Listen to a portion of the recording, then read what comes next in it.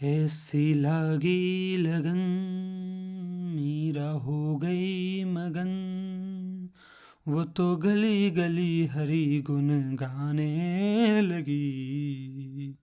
अरे भैया, आप ये गाना क्यों गा रहे हो? क्योंकि आज हम लोग मीराबाई के बारे में पढ़ने वाले हैं, उनके द्वारा लिखे गए 2 पदों के बारे में पढ़ने वाले हैं। ऐसा माना जाता है कि मीराबाई का जन्म जोधपुर के चौकरी कुर्की गांव में 1503 में हुआ था। 13 वर्ष की उम्र में मेवाड़ के महाराणा संगा के कुंवर भोजराज से उनका विवाह हुआ। उनका जीवन दुखों की छाया में ही बीता। बाल अवस्था में ही उनकी मां का देहांत हो गया। विवाह के कुछ ही साल बाद पति, फिर पिता और एक युद्ध के दौरान उनके ससुर का भी देहांत हो गया। भौतिक जीवन से निराश मीरा ने घर परिवार त्याग दिया और वृंदावन में डेरा डाल पूरी तरह से गिरधर गोपाल श्री कृष्ण के प्रति समर्पित हो गई। और तुम्हें एक बात पता है, मीराबाई भी संत रैदास की शिष्य थी। मीराबाई की टोटल 7 से 8 कृतियां उपलब्ध है और इनकी पदों की भाषाओं में राजस्थानी, ब्रज और गुजराती का मिश्रण पाया जाता है और वहीं पर कहीं कहीं पंजाबी, खड़ी बोली और पूर्वी का प्रयोग भी मिल जाता है। और ऐसा भी माना जाता है कि इनका देहांत वृंदावन में 1546 में हो गया था। तो चलो आओ मीराबाई के 2 पदों के बारे में पढ़ते हैं। बहुत ही शानदार पद है, भक्ति भाव से लिखे हुए हैं, तुमको पढ़ के एकदम मजा आ जाएगा। वो लिखती हैं, हरि आप हरो जनरी भीर, द्रौपदी री लाज राखी आप बढ़ायो चीर। भगत कारण रूप नर हरि, धरियो आप शरीर, बुढ़तो गजराज राखियो काटी कुंजर पीर। दासी मीरा लाल गिरधर हरो महारी भीर। वो कहती हैं कि हे प्रभु, आप अपने भक्तों का कष्ट हर लेते हो, पीड़ा हर लेते हो, उनके संकट हर लेते हो। हरि यहाँ पर भगवान कृष्ण को कहा गया है और जन का मतलब होता है भक्त। जो भगवान कृष्ण के भक्त है ना, उनको जन कहा गया है यहाँ पर। और भीर का मतलब होता है पीड़ा, कष्ट, संकट, पेन। अगले लाइन में वो द्रौपदी की चीरहरण के बारे में बात करती है कि जब महाभारत में द्रौपदी का चीरहरण हो रहा था, दुशासन उसका चीरहरण कर रहा था, तब आपने उसकी लाज बचा ली। आपने बढ़ायो चीर, यानी कि आपने चीर बढ़ा दिया। चीर का मतलब होता है वस्त्र, साड़ी। तो आपने द्रौपदी की साड़ी को बढ़ा दिया। दुशासन द्रौपदी की साड़ी उतारने के लिए घींचते जा रहा था और भगवान श्री कृष्ण जो है उसकी साड़ी बढ़ाते जा रहे थे, बढ़ाते जा रहे थे। वो घींचता जा रहा था, ये बढ़ाते जा रहे थे। और इस प्रकार आपने उसकी लाज बचा ली, उसकी इज्जत बचा ली। तीसरे लाइन में वो भक्त प्रहलाद के बारे में बताती हैं कि आपने भक्त प्रहलाद के लिए नरसिंह का अवतार ले लिया। प्रहलाद के बारे में तो तुम लोग सब जानते होंगे कि वो एक राक्षस कुल में जन्म लिया था, लेकिन फिर भी वो भगवान हरि की, भगवान विष्णु की पूजा करता था। इसीलिए उसके जो पिता थे हिरण्यकशिपु, वो उसको मारना चाहते थे, क्योंकि हिरण्यकशिपु चाहता था कि वो उसकी पूजा करे, न कि विष्णु की। क्योंकि सारे राक्षस उसकी पूजा करते थे, लेकिन उसका खुद का बेटा जो है वो भगवान विष्णु की पूजा कर रहा है। तो इसीलिए वो प्रहलाद को मारने की कोशिश करते हैं और तब भगवान विष्णु नरसिंह का अवतार लेते हैं और हिरण्यकशिपु का वध करते हैं। क्योंकि हिरण्यकशिपु को ये वरदान मिला था कि न तो कोई उसको दिन में मार सकता है, न कोई रात में मार सकता है, न घर के अंदर मार सकता है, न घर के बाहर मार सकता है, न कोई अस्त्र मार सकते हैं, न कोई शस्त्र मार सकते हैं, न कोई जानवर मार सकता है, न कोई मनुष्य मार सकता है, न धरती पे मार सकता है, न पाताल में मार सकता है। इसीलिए भगवान विष्णु ने नरसिंह का अवतार लिया। आधा जो है वो मनुष्य का शरीर था और आधा जो है वो शेर का शरीर था। और फिर हिरण्यकशिपु को शाम में चौखट के ऊपर अपने जंघा पर रख के फाड़ दिया था, उसका वध कर दिया था। तो वही बताती हैं कि आप अपने भक्त प्रहलाद के लिए नरसिंह का अवतार लिए थे। फिर वो अपने अगले लाइन में बताती हैं कि आपने डूबते हुए गजराज हाथी को भी बचा लिया। हुआ ये था कि जब एक मगरमच्छ ने गजराज हाथी को पकड़ लिया था, उसको डुबा रहा था, उसको काट रहा था, तब भगवान विष्णु ने उसको बचाया था और उसकी पीड़ा को दूर किया था। तो हे प्रभु, जैसे आपने इनके पीड़ा को हरा, इनके कष्टों को हरा, ठीक उसी प्रकार मेरी भी पीड़ा हर लो। मैं भी तो आपकी दास हूँ, आपकी सेविका हूँ, तो मेरे भी कष्ट हर लो।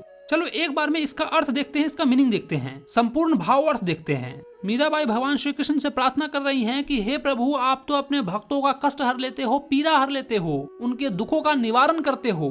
जिस प्रकार आपने द्रौपदी की लाज बचाई, उसका चीरहरण होने से बचाया, अपने भक्त प्रहलाद के लिए नरसिंह का अवतार लिया और उसके प्राणों की रक्षा की, गजेंद्र हाथी की प्राणों की रक्षा की, ठीक उसी प्रकार मेरी भी पीड़ा दूर कर दो, मेरा भी संकट हर लो। मैं भी तो आपकी दास हूँ, आपकी सेविका हूँ, मेरे भी कष्ट हर लो। चलो अब अगला पद पढ़ते हैं। श्याम महाने चाकर राखो जी, गिरधारी लाला महाने चाकर राखो जी। अर्थात हे श्याम, आप मुझे अपना सेवक बना लो, हे गिरधारी मुझे आप अपनी सेवा में रख लो, प्रभु आप मुझे अपनी पूरी तरह से अपनी दासी बना लो। चाकर का मतलब है सेवक, दासी, दास। चाकर रहस्यु बाग लगस्यु, नित उठ दर्शन पास्यु, बिंद्रावनरी कुंज गली में गोविंद लीला गास्यु। अर्थात यदि मैं आपकी सेविका बनूंगी तो मैं बाग लगाऊंगी, रोज सुबह उठकर आपके दर्शन पाऊंगी, वृंदावन की गलियों में गोविंद की लीलाएं गाऊंगी, यानी कि प्रभु आपकी, श्री कृष्ण की लीलाएं गाऊंगी। तो मीराबाई दासी क्यों बनना चाहती थी? ताकि वो हर रोज श्री कृष्ण के दर्शन पा सके, वृंदावन की गलियों में उनकी लीलाएं गा सके।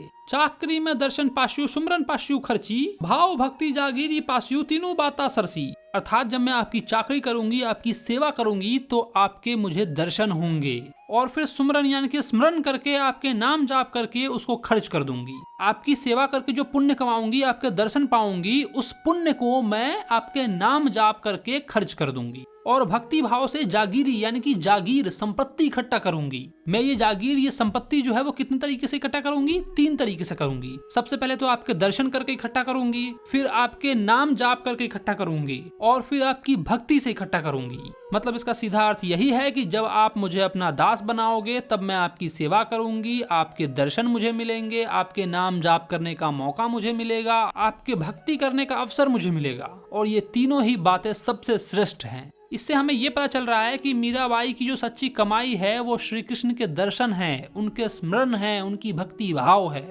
आगे वो श्री कृष्ण के बारे में बताती हैं कि वो कैसे दिखते हैं, कहाँ रहते हैं, क्या करते हैं। वो कहती हैं, मोर मुकुट पीताम्बर सोहे, गले वैजंती माला, वृंदावनु धेनु चरावे, मोहन मुरली वाला।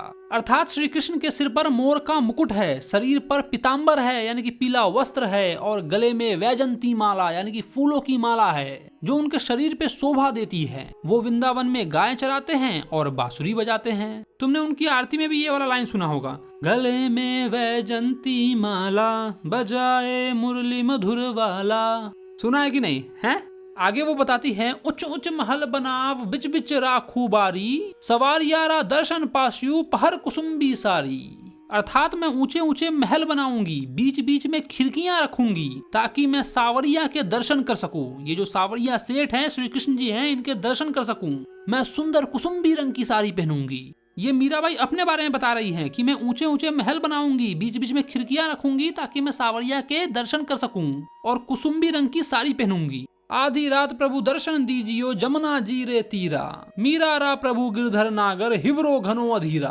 अर्थात हे प्रभु, हे गिरधर, मेरे हृदय में बहुत अधीर यानी कि बेचैनी है, तो कृपया करके जमुना किनारे दर्शन दीजिए। मीराबाई कहती हैं कि हे प्रभु, मेरे हृदय में बहुत बेचैनी हो रही है, आपसे मिलने की उत्सुकता है, तो कृपा करके हे प्रभु आधी रात में यमुना नदी के किनारे मुझे अपना दर्शन दीजिए। मैं कुसुम्बी रंग की साड़ी पहने हुए आपका वहाँ पर इंतजार कर रही हूँ, आपकी प्रतीक्षा कर रही हूँ। चलो तो अब इस पूरे का अर्थ देख लेते हैं, संपूर्ण भावार्थ देख लेते हैं। मीराबाई भगवान श्री कृष्ण की सेवा करना चाहती हैं, उनकी दास बने रहना चाहती हैं, ताकि वो उनके दर्शन पाते रहें, उनकी स्मरण करते रहें, उनका जाप करते रहें, उनकी भक्ति भाव में लीन रहे, मगन रहे, और उनका हृदय जो है ना वो प्रभु प्रेम में अत्यंत व्याकुल हो रहा है। इसीलिए वो भगवान श्री कृष्ण से कहती हैं कि हे प्रभु, आपसे मिलने की मुझे व्याकुलता हो रही है, तो कृपा करके यमुना किनारे आप मुझे अपना दर्शन दीजिए। मीराबाई श्री कृष्ण की भक्ति भाव में बहुत लीन है, बहुत मग्न है। वो श्री कृष्ण के दर्शन पाना चाहती है, इसीलिए वृंदावन की गलियों में घूम रही है और राधे राधे का जाप कर रही है, श्री कृष्ण का जाप कर रही है। उनके हृदय में व्याकुलता हो रही है, बेचैनी हो रही है, प्रभु से मिलने की बेचैनी हो रही है। जिस प्रकार आप अपनी प्रेमिका से, अपनी गर्लफ्रेंड से, अपने बॉयफ्रेंड से मिलने के लिए व्याकुल हो जाते हैं, ठीक उसी प्रकार मीरा जो है वो श्री कृष्ण से मिलने के लिए व्याकुल हो रही है। यही इसका अर्थ था। आई होप आपको समझ में आ गया होगा। ठीक है, समझ में आ गया। वीडियो अच्छा लगा तो वीडियो को लाइक करो, और कुछ चीजें समझ में नहीं आई है तो नीचे कमेंट करके मुझसे पूछ सकते हो। और अगर तुमने अपने भाई के चैनल को सब्सक्राइब नहीं किया तो क्या करो भाई लोग, चैनल को सब्सक्राइब मारो। इसके MCQ का लिंक नीचे डिस्क्रिप्शन में दिया हुआ है, तो MCQ जरूर अटेम्प्ट करना। बाकी आप सभी को ढेर सारा प्यार, लव यू, बाय बाय।